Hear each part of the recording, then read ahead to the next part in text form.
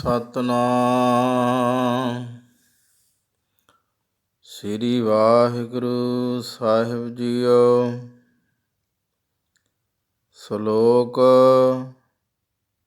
ਮਹੱਲਾ ਪਹਿਲਾ। ਕੁਦਰਤ ਕਰ ਕੈ ਵਸਿਆ ਸੋਏ, ਵਖਤ ਵਿਚਾਰੇ ਸੋ ਬੰਦਾ ਹੋਏ। ਕੁਦਰਤ ਹੈ ਕੀਮਤ ਨਹੀਂ ਪਾਏ, ਜਾ ਕੀਮਤ ਪਾਏ ਤਾਂ ਕਹੀ ਨਾ ਜਾਏ। ਸਰੈ ਸ਼ਰੀਅਤ ਕਰਹਿ ਵਿਚਾਰ, ਬਿਨ ਬੂਝੇ ਕੈਸੇ ਪਾਵਹਿ ਪਾਰ। ਸਿਦਕ ਕਰ ਸਿਜਦਾ ਮਨ ਕਰ ਮਖਸ਼ੂਦ, ਜਿਹ ਧਿਰ ਦੇਖਾ ਤਿਹ ਧਿਰ ਮੌਜੂਦ। ਮਹੱਲਾ ਤੀਜਾ। ਗੁਰ ਸਭਾ ਏਵ ਨਾ ਪਾਈਐ, ਨਾ ਨੇੜੈ ਨਾ ਦੂਰ। ਨਾਨਕ ਸਤਿਗੁਰ ਤਾਂ ਮਿਲੈ, ਜਾ ਮਨ ਰਹਿ ਹਦੂਰ। ਪੌੜੀ। ਸਪਤ ਦੀਪ ਸਪਤ ਸਾਗਰਾ, ਨਵ ਖੰਡ ਚਾਰ ਵੇਦ 10 ਅਸ਼ਟ ਪੁਰਾਣਾ। ਹਰ ਸਭਨਾ ਵਿੱਚ ਤੂੰ ਵਰਤਦਾ, ਹਰ ਸਭਨਾ ਭਾਣਾ। ਸਭ ਤੁਝੈ ਧਿਆਵਹਿ ਜੀਅ ਜੰਤ, ਹਰ ਸਾਰਗ ਪਾਣਾ। ਜੋ ਗੁਰਮੁਖ ਹਰ ਆਰਾਧ ਦੇ, ਤਿਨ ਹਉ ਕੁਰਬਾਣਾ। ਤੂੰ ਆਪੇ ਆਪ ਵਰਤਦਾ, ਕਰ ਚੋਜ ਵਿਡਾਣਾ। ਸ਼ਲੋਕ ਮਹੱਲਾ ਤੀਜਾ। ਕਲੋ ਮਸਾਜਨੀ ਕਿਆ ਸਦਾਈਐ, ਹਿਰਦੈ ਹੀ ਲਿਖ ਲੇਹੁ। ਸਦਾ ਸਾਹਿਬ ਕੈ ਰੰਗ ਰਹੈ,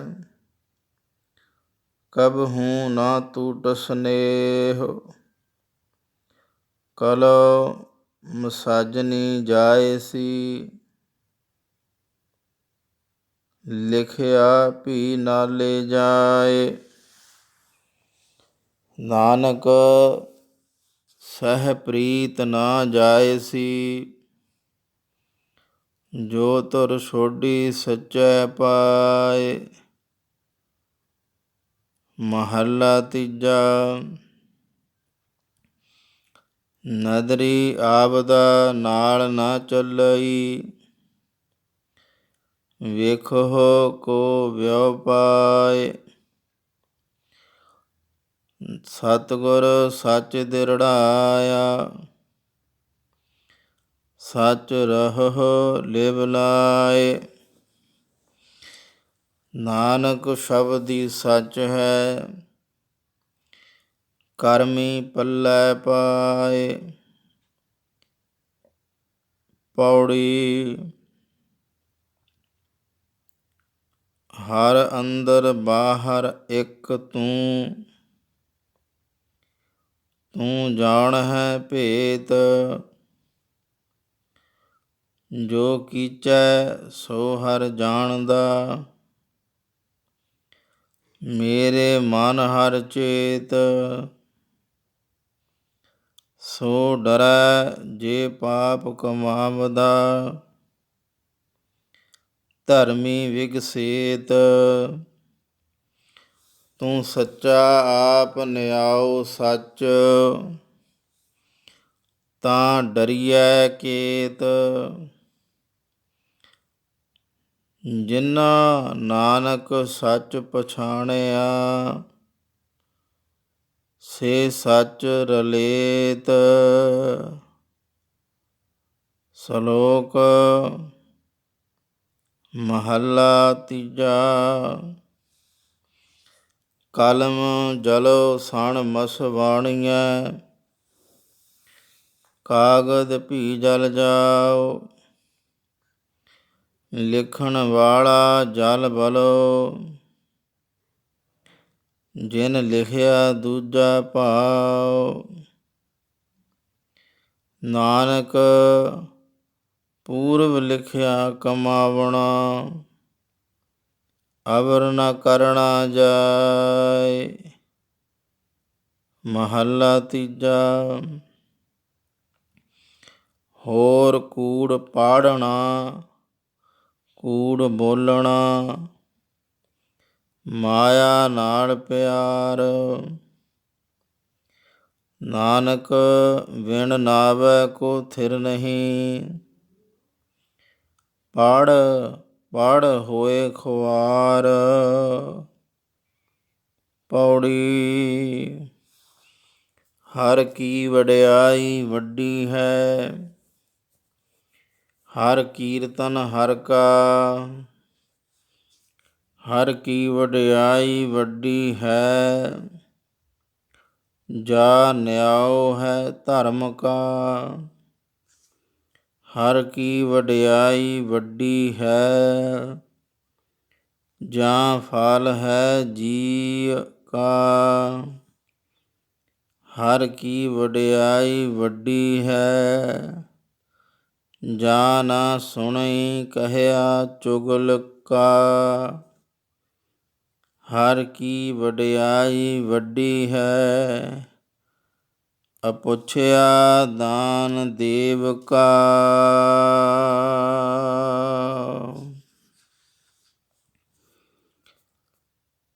ਹਰ ਕੀ ਵਡਿਆਈ ਵੱਡੀ ਹੈ,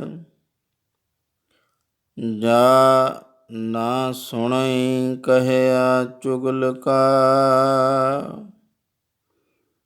ਹਰ ਕੀ ਵਡਿਆਈ ਵੱਡੀ ਹੈ, ਅਪੁੱਛਿਆ ਦਾਨ ਦੇਵ ਕਾ। ਵਾਹਿਗੁਰੂ ਜੀ ਕਾ ਖਾਲਸਾ, ਵਾਹਿਗੁਰੂ ਜੀ ਕੀ ਫਤਿਹ। ਪਰਮ ਸਨਮਾਨ ਅਤੇ ਸਤਿਕਾਰਯੋਗ ਗੁਰੂ ਪਿਆਰੀ ਸਾਧ ਸੰਗਤ ਜੀਓ, ਆਪ ਜੀ ਨੇ ਸ਼ਬਦ ਗੁਰੂ ਜੀ ਦੇ 84ਵੇਂ ਅੰਗ ਦਾ ਪਾਠ ਸਰਵਣ ਕੀਤਾ ਹੈ। ਪਿਛਲੀ ਵਿਚਾਰ ਦੇ ਵਿੱਚ ਆਪਾਂ ਪਿਆਰ ਬਾਰੇ ਵਿਚਾਰ ਕੀਤੀ ਕਿ ਜਿਸ ਪਿਆਰੇ ਸਿਉ ਨੇਹ, ਜਿਸ ਪਿਆਰੇ ਸਿਉ ਨੇਹ, ਤਿਸ ਆਗੈ ਮਰ ਚੱਲੀਐ। ਤ੍ਰਿਗ ਜੀਵਨ ਸੰਸਾਰ ਤਾ ਕੈ ਪਾਛੈ ਜੀਵਣਾ। ਇਹਦੀ ਆਪਾਂ ਸੰਖੇਪ ਵਿਚਾਰ ਕੀਤੀ ਸੀ ਵੀ ਆਪਣਾ ਜਿਹੜਾ ਮਿਲ ਵਰਤਣਾ ਭਾਈ ਸਰਗੁਣ ਦੇ ਨਾਲ ਹੈ। ਸੋ ਉਹੀ ਵਿਚਾਰ ਆਪਾਂ ਅੱਜ ਸੰਖੇਪ ਦੇ ਵਿੱਚ ਕਰਨੇ ਵੀ ਸਰਗੁਣ ਕੀ ਹੈ। ਕੁਦਰਤ ਹੈ। ਕੁਦਰਤ ਵਿਖਾਈ ਦਿੰਦੀ ਹੈ ਅਤੇ ਕੁਦਰਤ ਸਾਨੂੰ ਸੁਣਾਈ ਦਿੰਦੀ ਹੈ।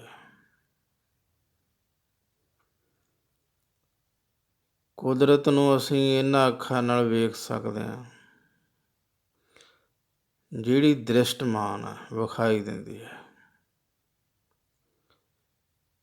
ਇੱਕ ਕੁਦਰਤ ਦੇ ਵਿੱਚ ਸਾਧ ਸੰਗਤ ਜੀ ਅਦ੍ਰਿਸ਼ਟ ਕੁਦਰਤ ਹੈ, ਜਿਹੜੀ ਸਾਨੂੰ ਵਿਖਾਈ ਨਹੀਂ ਦਿੰਦੀ। ਉਹ ਸਾਧੂ ਸੰਤਾਂ ਮਹਾਤਮਾ ਲੋਕਾਂ ਨੂੰ ਵਿਖਾਈ ਦਿੰਦੀ ਹੈ। ਇਹਦੇ ਵਿੱਚ ਕੋਈ ਆਪਾਂ ਸ਼ੰਕਾ ਨਹੀਂ ਕਰਨਾ। ਇੱਕ ਕੁਦਰਤ ਹੈ ਜਿਹੜੀ ਸਾਨੂੰ ਆਮ ਪਬਲਿਕ ਨੂੰ ਵਿਖਾਈ ਦਿੰਦੀ ਹੈ, ਉਹਨੂੰ ਦ੍ਰਿਸ਼ਟਮਾਨ ਕੁਦਰਤ ਕਹਿੰਦੇ ਆ। ਇੱਕ ਕੁਦਰਤ ਦੇ ਵਿੱਚ ਅਦ੍ਰਿਸ਼ਟ ਕੁਦਰਤ ਹੈ, ਜਿਹੜੀ ਕਿ ਸਾਨੂੰ ਵਿਖਾਈ ਨਹੀਂ ਦਿੰਦੀ, ਆਮ ਲੋਕਾਂ ਨੂੰ, ਆਪਾਂ ਨੂੰ। ਉਹ ਸਾਧੂ, ਮਹਾਤਮਾ, ਸੰਤ ਜਨ, ਬ੍ਰਹਮ ਗਿਆਨੀ ਮਹਾਂਪੁਰਸ਼ਾਂ ਨੂੰ ਉਹ ਕੁਦਰਤ ਦੇ ਵਿੱਚ ਜਿਹੜੀ ਅਦ੍ਰਿਸ਼ਟ ਕੁਦਰਤ ਆ ਉਹ ਵਿਖਾਈ ਦਿੰਦੀ ਹੈ। ਸੋ ਸਾਧ ਸੰਗਤ ਜੀ, ਮਾਲਕ ਪ੍ਰਭੂ ਜੀ, ਉਹਨਾਂ ਨੇ ਕੀ ਕੀਤਾ ਵੀ ਕੁਦਰਤ ਦੀ ਰਚਨਾ ਰਚ ਕੇ ਕੁਦਰਤ ਕਰਕੇ ਵਸਿਆ ਸੋਏ। ਕੁਦਰਤ ਭਾਵੇਂ ਦ੍ਰਿਸ਼ਟ ਹੈ ਅਤੇ ਭਾਵੇਂ ਅਦ੍ਰਿਸ਼ਟ ਹੈ, ਭਾਵੇਂ ਆਮ ਲੋਕਾਂ ਨੂੰ ਵਿਖਾਈ ਦੇਣ ਵਾਲੀ ਕੁਦਰਤ ਹੈ ਅਤੇ ਭਾਵੇਂ ਸਾਧੂ ਸੰਤ ਮਹਾਂਪੁਰਸ਼ਾਂ ਨੂੰ ਵਿਖਾਈ ਦੇਣ ਵਾਲੀ ਕੁਦਰਤ ਹੈ। ਇਹਦੇ ਵਿੱਚ ਵਸਿਆ ਸੋਏ ਮਾਲਕ ਆਪ ਵਸਿਆ ਹੋਇਆ ਹੈ। ਹੁਣ ਕਈ ਸੰਗਤ ਹੈਰਾਨਗੀ ਦੇ ਵਿੱਚ ਹੋਵੇਗੀ ਵੀ ਉਹ ਸਾਨੂੰ ਵਿਖਾਈ ਨਹੀਂ ਦਿੰਦੀ ਕੁਦਰਤ, ਉਹ ਸਾਧੂ ਮਹਾਤਮਾ ਲੋਕ ਹੀ ਉਹ ਕੁਦਰਤ ਨੂੰ ਵੇਖ ਸਕਦੇ ਆ। ਸੋ ਕੁੱਲ ਮਿਲਾ ਕੇ ਸਾਧ ਸੰਗਤ ਜੀ, ਸਾਰਿਆਂ ਨੂੰ ਕੁਦਰਤ ਕਹਿੰਦੇ ਵੀ ਕੁਦਰਤ ਕਰਕੇ ਵਸਿਆ ਸੋਏ। ਆਪਾਂ ਕਿੰਨੀ ਵਾਰ ਵੀ ਸਮਾਜ ਵਿੱਚ ਚਲੇ ਜਾਂਦੇ ਹਾਂ ਵੀ ਮਾਲਕ ਨੇ ਜਦੋਂ ਰਚਨਾ ਰਚੀ ਹੋਵੇਗੀ, ਦੇਖੋ ਇਨਸਾਨ ਅਲੱਗ ਬਣਾਏ, ਇਨਸਾਨੀ ਕਿਰਿਆ, ਫਿਰ ਔਰਤ ਅਲੱਗ, ਉਹਦਾ ਸਰੀਰ ਅਲੱਗ, ਉਹਦੀ ਔਰਤ ਦੀ ਕਿਰਿਆ ਵੱਖਰੀ ਹੈ। ਸੋ ਇਸ ਕਰਕੇ ਆਪਾਂ ਦੇਖਦੇ ਹਾਂ ਵੀ ਮੱਝ, ਗਾਂ, ਭੇਡ, ਬੱਕਰੀ, ਮੋਰ ਆਦਿਕ ਪੰਛੀ, ਇਹਨਾਂ ਦੇ ਸਰੀਰ ਵੱਖਰੇ ਵੱਖਰੇ ਆ, ਰੰਗ ਵੱਖਰੇ ਨੇ। ਦੇਖ ਲਓ, ਰੰਗ ਵੀ ਵੱਖਰੇ ਵੱਖਰੇ ਨੇ। ਕਿੰਨਾ ਮਾਲਕ ਨੇ ਕੈਸੇ ਪਿਆਰ ਦੇ ਵਿੱਚ ਰਚਨਾ ਰਚੀ ਹੈ। ਰਚਨਾ ਨੂੰ ਵੇਖ ਕੇ ਹੀ ਸਾਧ ਸੰਗਤ ਜੀ, ਜਦੋਂ ਆਪਾਂ ਰਚਨਾ ਨੂੰ ਵੇਖਦੇ ਹਾਂ, ਜਦੋਂ ਆਪਾਂ ਸਾਡਾ ਜਦੋਂ ਮਨ ਹਜ਼ੂਰ ਦੀ ਹਜ਼ੂਰੀ ਵਿੱਚ ਹੁੰਦਾ ਹੈ, ਉਦੋਂ ਆਪਾਂ ਕੁਦਰਤ ਨੂੰ ਵੇਖਦੇ ਹਾਂ ਤਾਂ ਮਨ ਦੇ ਵਿੱਚ ਚਾਉ, ਖੇੜਾ ਇਹ ਪੈਦਾ ਹੋ ਜਾਂਦਾ ਹੈ, ਕਿਉਂਕਿ ਕੁਦਰਤ ਹੈ ਹੀ ਇੰਨੀ ਸੁੰਦਰ ਹੈ ਕਿ ਦੇਖਣ ਵਾਲਾ ਕੁਦਰਤ ਨੂੰ ਵੇਖਦਾ ਹੀ ਰਹਿ ਜਾਂਦਾ। ਪਹਾੜਾਂ ਵਿੱਚ ਚਲੇ ਜਾਓ, ਸਮੁੰਦਰਾਂ ਦੇ ਕਿਨਾਰੇ, ਪਹਾੜਾਂ ਵਿੱਚ ਜਾ ਕੇ ਵੇਖੋ, ਪਹਾੜਾਂ ਦੇ ਟੀਸਿਆਂ 'ਤੇ ਠੰਡੀਆਂ ਹਵਾਵਾਂ, ਐਂ ਦਰੱਖਤ ਝੂਲਦੇ ਨੇ, ਹਵਾਵਾਂ ਦੇ ਨਾਲ ਸੀਤਲ ਹਵਾ ਚੱਲਦੀ ਹੈ। ਪਸ਼ੂ ਪਕਸ਼ੀ ਉਹ ਆਪਣੇ ਆਨੰਦ ਵਿੱਚ। ਸੋ ਕੁਦਰਤ ਹੈ। ਫਲ ਜਿਹਨੂੰ ਆਪਾਂ ਫਰੂਟ ਕਹਿ ਦਿੰਦੇ ਹਾਂ, ਕਿੰਨਾ ਲੱਗਿਆ ਹੋਇਆ। ਫੁੱਲ ਕਿੰਨੇ ਤਰ੍ਹਾਂ ਤਰ੍ਹਾਂ ਦੇ ਫੁੱਲਾਂ ਦੀ ਸੁਗੰਧੀ ਵੇਖਣ ਵਾਲੇ ਨੂੰ ਸਮਾਧ ਵਿੱਚ ਲੈ ਜਾਂਦੀ ਹੈ। ਇਹ ਕੁਦਰਤ ਹੈ ਸਾਧ ਸੰਗਤ ਜੀ। ਮਾਲਕ ਪ੍ਰਭੂ ਸੁਆਮੀ ਜੀ, ਪਾਰ ਬ੍ਰਹਮ ਪਰਮੇਸ਼ਵਰ,